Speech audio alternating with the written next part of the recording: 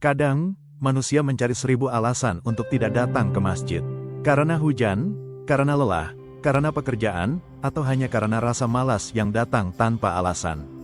Tapi, pernahkah kita mendengar tentang seorang sahabat Nabi yang buta total, yang tetap melangkah di kegelapan malam, demi satu hal, menjawab panggilan Allah? Namanya Abdullah bin Ummi Maktum, seorang sahabat mulia, penghafal Al-Quran, dan muazin Rasulullah. Matanya mungkin tak melihat dunia, tapi hatinya melihat cahaya yang tak pernah padam. Suatu hari, Abdullah bin Ummi Maktum datang kepada Rasulullah dengan suara lembut. "Ya Rasulullah, aku ini buta, tidak ada yang menuntunku ke masjid. Apakah aku boleh salat di rumah saja?" Rasulullah, dengan penuh kasih, bertanya kepadanya, "Apakah engkau mendengar panggilan azan?" Ia menjawab, "Iya, ya Rasulullah, aku mendengarnya." Maka Rasulullah berkata, "Kalau begitu, jawablah panggilan itu." Bayangkan, di tengah gelapnya malam Madinah, tanpa tongkat, tanpa penerangan, beliau berjalan terlatih mencari jalan ke masjid. Batu menabrak kaki, duri menusuk, tapi hatinya tetap bergetar karena ia tahu, setiap langkah menuju rumah Allah bernilai pahala yang tak terhitung.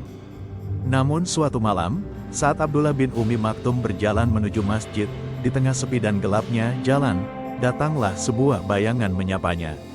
"Wahai Abdullah, mengapa kau bersusah payah? Bukankah Allah Maha Pengasih? Kau bisa saja salat di rumahmu.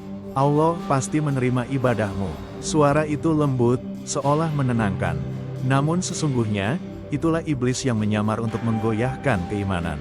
Abdullah berhenti sejenak, hatinya bergetar, tubuhnya letih.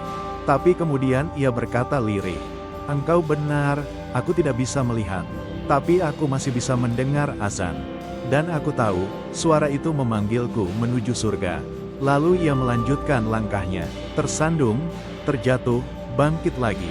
Hingga akhirnya, ia sampai di masjid. Dan di sanalah, ia merasakan ketenangan yang tak bisa diberikan dunia. Abdullah bin Ummi Maktum adalah cermin bagi kita semua. Ia buta, tapi tidak kehilangan arah. Sementara banyak dari kita, yang matanya terang, justru tidak melihat panggilan Allah. Hari ini, mungkin bukan kegelapan malam yang menghalangi langkah kita, tapi kegelapan hati yang membuat kita enggan datang kepadanya. Maka, jika orang buta saja bisa berjalan menuju cahaya, lalu apa alasan kita yang bisa melihat, namun tak pernah melangkah?